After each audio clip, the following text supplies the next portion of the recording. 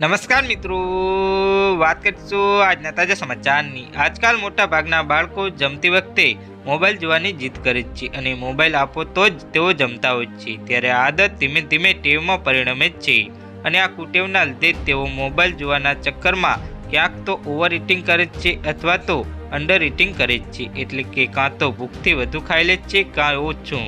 બાળકોની આ આદત ઘણી બીમારી લાવે છે। બાળ રોગ નિષ્ણાત કહે છે કે બાળક ફોન જોતી વખતે વધુ ખાય છે અથવા તો ઓછું ખાય છે, તેનાથી અપચો અને ગેસની સમસ્યા થઈ શકે છે, જે પાચન તંત્રને બગાડી શકે છે।